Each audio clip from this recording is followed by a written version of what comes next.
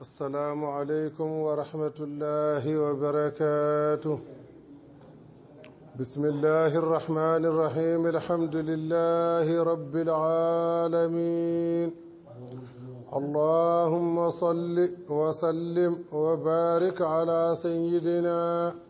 ونبينا ومولانا محمد وعلى آله وصحبه أجمعين. ورضي الله تعالى عن شيخنا القطب المكتوم أحمد بن محمد التجاني وأصحابه وخلفائه أجمعين. فلما فصل طالوت بالجنود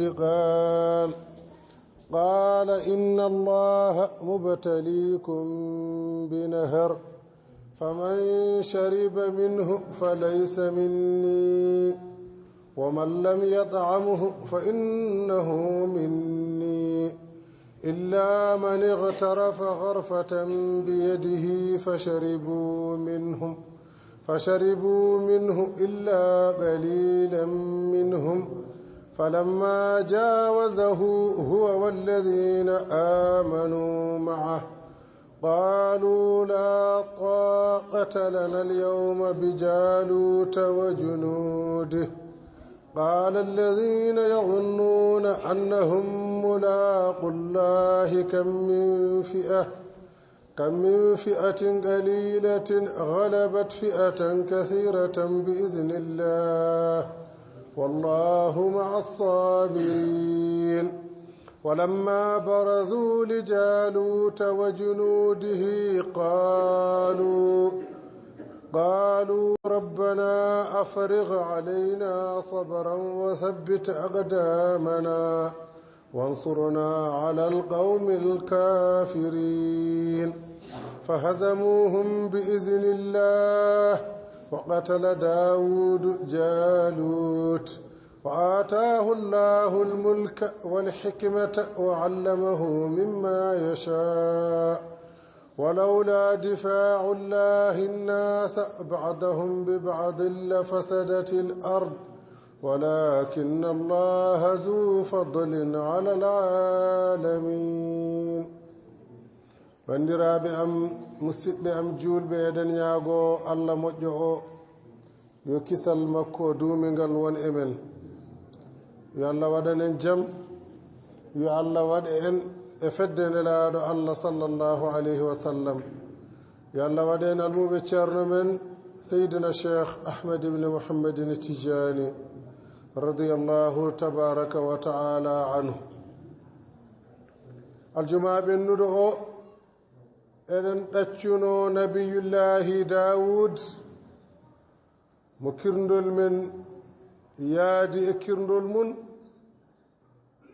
to nder leyɗele Sham. omo woni e konu laamɗo biyeteeɗo ɗaalut. nden ɗaalut rendini konu ngu ene heblo yaade hare. nden ɓe jalti wuro ngo ɗaaluta waɗi ɓe batu kamɓe konu ngu. ɓe paamon noon so en jehi yeeso so naange nge wuli ɗom kaka heewi ma on ji yeeso mon jarabuya taw ko maaje walla caalli ma Allah jalli boron caallon ɗini ila. so on jiiɗin ma caalli woto jare heen wona caalli ɗi Allah yiɗani on yarde ko caalli baɗɗi fitina, caalli baɗɗi sikke, ko caalli baɗɗi geɗe ibilisa woto jare hen. gande de kala jarɗo e ngol caangol hankadi yalti kono o wawa tiidde, o wawa suusde, o wawa habtade ndentuɗo. ɓe mbi min nani min jaɓi. nden ɓe naati e ladde he ɓe keɓi ɗin ma caalli ɗom kane heewi kono ngu no fotirno fa sharibu minhu. kono ngu yari ndiyam ɗam nde ɓe ciftorta woko goppe o soɓe jari ɓe jari ceerno illa qalilan minhum so wona seeɗa e maɓɓe fodde ujunnaaje temedde walla capande ujunnaaje yaltunooɓe kamɓe fof ɓe njeri haa heddii e maɓɓe 313 ɓen tan ngoni ɓe njaraani ɓe njari fitina e lo'ore e sikke naati ɓerɗe maɓɓe wonaa ndiyam ɓe njaraani ɓe noon ene kedditii e fimde munen ene kedditii e tiiɗalla munen ɓe jokkii golle nden ɓe ngarii haa konuuji ɗi njettondiri konu ɗaaluuta mo annabi daawuuda woni konu maana haa jooni jaaluuta mo ardi kamɓe yarnooɓe ɓe ɓe mbii ɗaalut enen de hannde en mbaawa habde o laa ɗaaqata lana alyawma hannde en ngalaa hattande habde bi jaaluuta wo junuude yimɓe ɓe njaraano ɓe fible heddii e ɓerɗe munen ɓe mbiiɓe nganndeede allah so tawii jolaama ena waɗa baawka mun kaan baawka njiyaa fedde tokosere foola fedde mawnde njiyaa fedde nde heewaani ɓura heewnde nde waɗeede barke allah ene waɗa ɗum ɗum noon allah ene waɗirta ɗum e dow yamiroore mun muñe sabu allah ene wondi e muñoowo kono noon mo ɓernde mun ñawi so tawii a wi aɗa waajoo ɗum a tampat kono o nanata on sahaa alaa ko welata ɓe so wonaa ndogee walla koote heddiiɓe ɓe ɓerɗe munen cuusi ɓe jokki ene jeyaa e kamɓe jokkuɓe ɓe nabiyullahi daawud taw kanko daawuda noon o wonaa dawirnooɗo hare o wonaa keblanooɗo hare ko jaanooɗo aynoyde tan kono wirtiimo o rewi e mum jaanooɗo tan gaynaaka senaare woodani allah annabaaɓe allah no allah waɗanta ɗumen annabaaɓe allah no allah gollirta ɗumen jaanooɗo tan ene yehi mbaalon mun ne aynoy so hiirii joftina kono wirtiima ɗum joƴƴinii baali resndii goɗɗo abbiimo e kono nabiyullahi daawud yehi noono yaadire ndi ngun kono omo joginoo lottuno ndu o aynirtuno nduno o waɗannoo kaaje o lottira boyiiji e ko nanndi heen woto yettaade ndammiri makko o nawii lottuno ndu o wirti hayre nde allah haalni ɗum wi e heema daawud ƴettam ngati min komi hayre nabiyullahi muusa barke muusa nana moofte am ƴettam nawraa kam wastaa ko nafmi o ƴetti hayre o mofi o ɓenni o yehi haa woɗɗi o hawre hayre wonde aaldimo wiimo e heema daawud ƴettam minno komi hayre nabiyullahi haarun barke haaruna ene em sa nawi kam wasta ko nafmi o ƴettine o yaha ɓooyi o hawre hayre wonde wiimo daawuda ƴettam min komi hayre nde allah moftimi e barke ma sa nawi kam wasta ko nafmami ƴettam o ƴettine ndego hayre annabi muusa ndego hayre annabi harun ndego hayre makko kanko nabiyullahi daawud o nabiiɗe ɓe jettondiri noon e konuuji ɗi feccere e konu ɗaaluuta furtiima dogi ɓe kooti ɓe ñawkiniima ɓeene mbiyeɓe onon kam ko onon jiɗɗon ko wareede e mbaawa habde ɓe heddiiɓe ɓe ene keddii e piɓle munen tiiɗɗe ndillaani mbaylaaki nde wonnoo so ɓernde bani aadama selli hay huunde o hulaani so ɓernde bani aadama imanu billahi safrii ɗum haa selli hay huunde o e mejataamo hay huunde o ronkanta nde wonnoo o wondi koye allah ndeen ɓe jettondiri ɗaaluuta noddi kono wiiɓe ahaa noon woto ƴeewee pamɗal men ngal woto ƴeewee keewal jaaluuta ngal e kono mum ƴeewee poolgu koye junngo allah woni enen kadi ko allah jaltanɗen tinno ɗe kaptoɗe gooto fof yo haɓire neɗɗaagal e ndimaagu e ɗoftaade yamiroore e yiilaade weloy allah so ɗum ɓenni mbiɗa fawonoone heen kala barɗo jaaluut kala mo junngo mun fawii e wonki jaaluuta wari ɗum so en kooti wuro men to mami resnu ɗum ɓiyam debbo mi fecca e mun laamu am ngu kala hande barɗo ɗo Jaalut min Ɗaaluta mbiɗi wiya on so en kooti wuro ɓiyam debbo biyeteeɗo maani mo ngannduɗo no mami tottu ɗum resa te min pecca leydi ndi min pecca laamu ngu kala barɗo Jaalut nden noon ɓe jettiima Jaaluta to woni ɗo ko kure e gaawe e silemeeje e heewɓe e keewal yettotaako tiindotaako hay gooto enndata yaab toon huunde nde ruuki hay gooto en ngenndaani waat toon o wiɓe banndiraaɓe mata on nanaani ko mbimi on ko mi funtaani on de barɗo Jaaluta fof mi hokkii ɗum ɓiyam debbo o tema min peccu laamu ngu hay gooto huccaani heen o noddi annabi o Samuil o habri ɗum Samuil wiimo annabi Daawuda o wiimo Ɗaalut wonaa ni wayata jooni ƴeew ngujam ngadda mbaɗa e bidon wooda ko ñaagiimi Allah mbaɗani ngujam he nodda konu ngu 313 kala mo ngujjiɗa hoore mum ngujam ɗam deeli ɗon ɗam saamaani leydi tan ɗam darori noon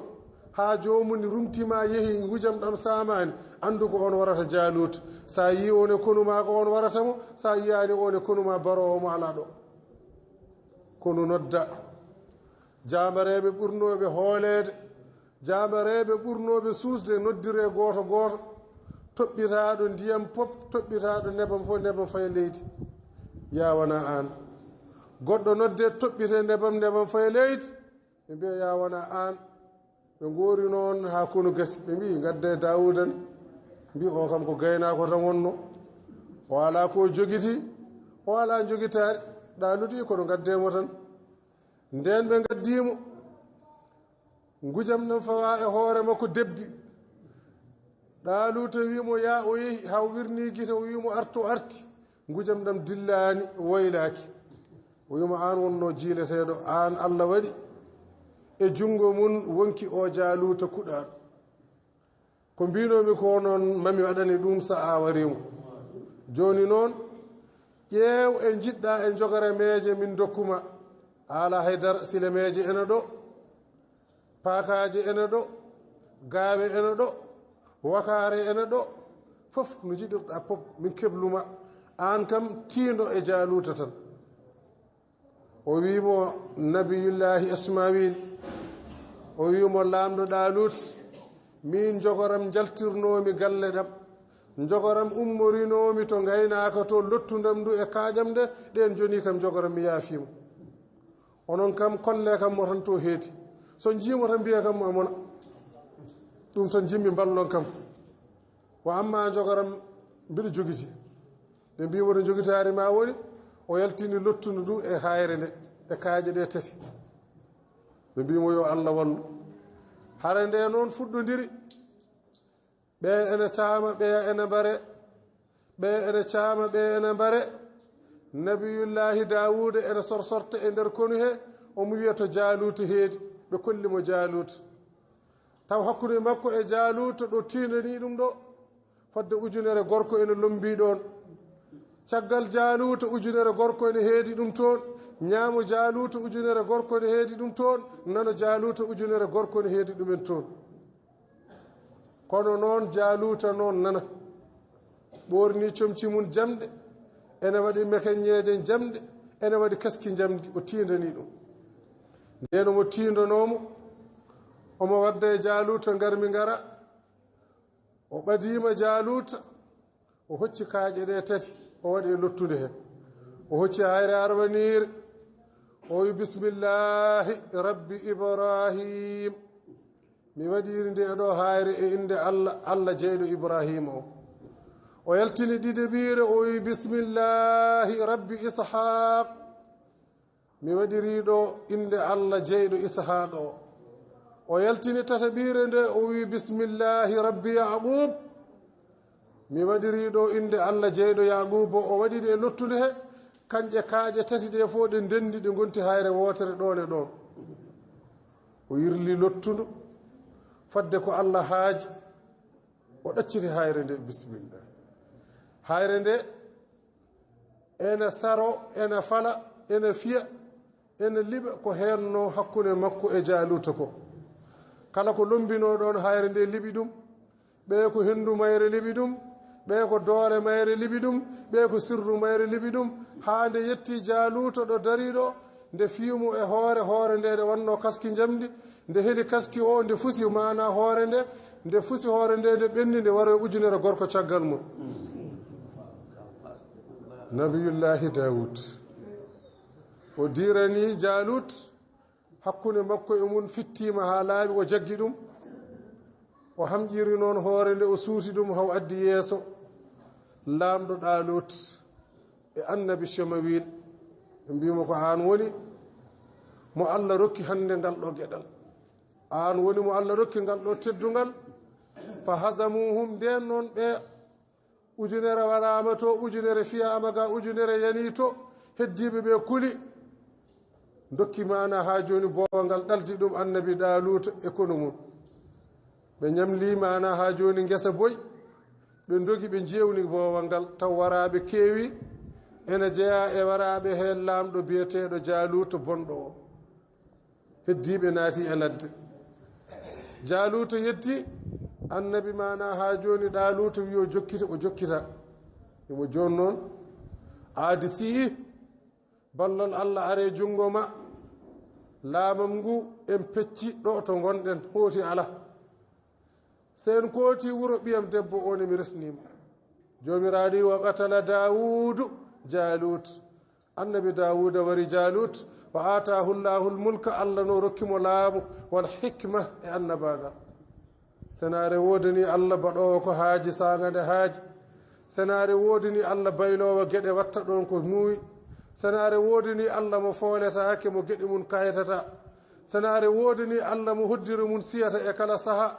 senare wodani Allah mo ala baylowo yamirore mum ɓiɗɗo gorko tokoso dawdunoɗo e baali mum ne aynoya yeehi artiri laamu majjuɗo human binne yeehi artiri annabagal senare wodani Allah dawnoɗo ene rewi e mbaalon mum ene fadi ha lewru maaya wooda ko heɓi hirndi dawi hirndi arti faati galle en artiri laamu e annabagal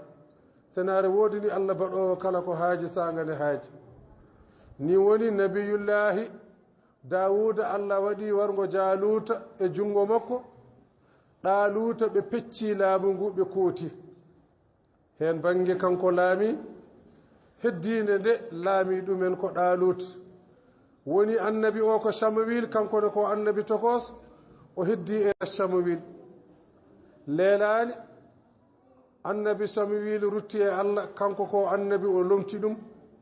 ɓoytani Ɗaaluta rutte Allah kanko resi ɓiyum alano ɓiɗɗo goɗɗo feccere mum laamu ngo kadi o ronti ɗumen Allah rontinimo leydi ndi Allahu akbar laamu makko ngu e heɓno o fandini laamu Ɗaaluta jogino o nawi ɓiyum o resi kadi o fandini annabagal Samawil ruttima e Allah o hedditorima annabagal o woni arwande mo ene rendina laamu e annabagal annabi Dawuda arwande mo ene rendina laamu wiye ko laamɗo taw ko annabi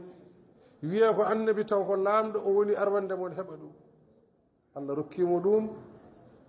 ɓe paati galle ɓe jottima laamu ngu hedditima e jungo nabiyullahi Dawud Allah addanimo deftere wiyetende mana ha joni Zabur yo ñaaw hen yo waajoro ɗum yo gollir ɗum yo rewirnde Allah deftere yo waajoronde yo ñaawirnde kadi yo rewirnde Allah haade kanko woni annabi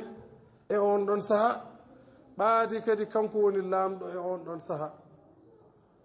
ndi nabiyullahi Dawuda woni ene ñaawa e nunɗal e peewal e timmal e dendaangal moƴƴereeji Allah omo ɗowa heen o ala pergitte o ala sinno o ala hare o ala ngañgu o ala riba sabu e seeda o ala riba kanko fof e wonde laamɗo o ñaamata ko yoɓete ko o ñaamata baytal maali o ñaamata caisse noire o ñaamata ko addete ko o ñaamata koko liggori jungo makko o tafan o yeeya o remat o ñaama o aynat o ɓira o ñaama kanko fof e wonde laamɗo hay hunde naatata reedu ndu sowona ko liggori jungo makko sabu nunɗal ngal Allah waɗi e nabiyullahi Dawud e on sahaa noon joomiraaɗo subhanahu wa taala ɓeydanimo hikma e gandal ngal hokkimo gandal jamdi joomiraaɗo walaqad aatayna Dawuda minna fadalan ya jibalu awwibi ma'ahu wat-tayr wa alanna lahu al-hadid an i'mal sabiqatin wa qaddir fi as-sard wa'malu salihan inni bima ta'maluna basir walaqad wallahi ko gonga atayna min tottino Dawud annabi Dawud nde inde noon nde ari e qur'ana no mbinomi ni laabi 16 e nder ayeje 16 e nder cumoje 9 ɗen ma ayeje 16 konnguli mun ene ndenda kawra 300 konngol harfeje mun ndenda kawra 1299 harfere lillahi Dawud walaqad wallahi ko gonga atayna Dawud min gaddani Dawud minna umrade amen fadlan ɓural kolingal min mbiya jibalu e heema kaaƴe awwibi ma'a so Dawud ene rewa Allah so Dawud ene subhina Allah so Dawud ene mawnina Allah ar kaaƴe janta e makko kaaƴe batti yantude e Dawud so ene rewa Allah kaaƴe batti wallude Dawud subhinde Allah kaaƴe batti heɗanade Dawud saagade subhinte Allah kanko e diwri tagore nde ara tawe so waajima ɓe pukko jana wiye ɓeɗo fof maayi koye waaju Dawud so jangi jangde nde e welde ɓe pukko maaya so ɓe gayni ɓe lime ɓeɗo fof maayi koye saagade Dawud jangata so tawi o woyi o hiwtima wooda woyɓe kiwto kippo maaya wiye ɓeɗo maayi koye sanga bujji Dawud so gayni ɓen ubboye ni tan woori ɓerɗe kuli Allah ɓerɗe ƴoogi nunɗal ɓerɗe ƴoogi peewal e dewal Allah e peewal nabiyullahi Dawud sirru noon eno ɗon ɗo Allah wi kaaƴe sabu Dawuda ko Allah wanno e leydi ko wona kaaƴe tan e ndiyam e leɗɗe e henndu fof eno ɗoftino kono noon Allah wi kaaƴe nde wonno on ɗon sahaa Allah janginimo yaltinde jamɗe koye kaaƴe ɗe kaaƴe ɗe jiiɗa e ley pawi e dow leydi woni e majje ne ko kaaƴe ɓole kono woni e majje noon ko kanƴe mbaɗeteno jamɗe hanki saaga mana ha joni nde karantagal woodi saaga nde katantagal e karallagal e ñeeñal e ñeeñƴugol jamɗe jaltinteno koye kaaƴe jamɗe jaltinteno koye kaaƴe ngase kuutore pewnire haajuuji ngal gandal noon pinal mun ƴooga koye pinal e gandal nabiyullahi Dawud awwibima ruttin e makko waɗɗayra wondude e ndiwri wa alanna lahu lhadida min newnanimo jamdi jaltinde jamdi ndi o newnana gollude jamdi ndi kala ko yiɗi o newnana allin jomiraɗo wi wa alanna min newni dañal newna baɗal jamdi ndi saaga nde ndi woni e kaaƴe nde Allah newnanimo yaltinde ndi hayne handi wonta ndiyam ɗam wonto e kaaƴe ɗe gonta jamɗe ɗen ma jaltugol ngol ma jaltingol Allah waɗi hen liin o wi wa alanna so jamdi ndi wonti jamdi o waɗandi ko yiɗi o waɗandi mekeñe o waɗandi silama o waɗandi kala ko muuyi ɗum ne kadi koye newoy fof Allah rendini wi wa alanna lahu lhadid min newnanimo gollal jamdi an i'mal sabiqatin Dawuda gollu mbaɗa mekeñeje juurtiɗe wa qaddir fi sardi ponda cañugu pewna ha feewa ni woni annabi Dawuda ene laamori nunɗal e peewal so ñaawore ari adde e makko so ñaawoje ngari gadde e makko ha Allah rokkimo hen ɓiɗɗo biyeteɗo nabiyullahi Suleyman joom ñeeñal e karallagal joom nunɗal kañumne e peewal kono noon no Suleymani wondirno e makko saagane ñaawoje ngarata e makko no Suleymani heɓtiri laamu ngu e jungo makko lomti ko Allah ɓeydani Suleymani ko Dawuda alano e laamu ɗum ne koye darsuji garoji inchallahu so Allah hokki en gurnam yo Allah wurnu en e yidde nelaɗo Allah yo Allah wurnu en e deftere Allah yo Allah wara en e guiɗgol nelaɗo Allah yo Allah wara en e guiɗgol deftere Allah yo Allah ummitine en e guiɗgol nelaɗo Allah yo Allah ummitine en e guiɗgol deftere Allah ngam barke lewru ndu ngam barke ko Allah hokkata heen e moƴƴereji yo Allah newnu no hoorira yo Allah newnu no gollira yo Allah newnu no ndewirɗen Allah taw koko jaɓa ngam barke annabi sallallahu alayhi wa sallam ngam barke nabiyullahi Dawuda e wiyum ngam barke deftere Allah e annabaɓe fof ngam barke nelal nelaɗo Allah e nelaɗo o subhana rabbika rabbil izzati amma yasifun wa salamun ala al mursalin walhamdulillahi rabbil alamin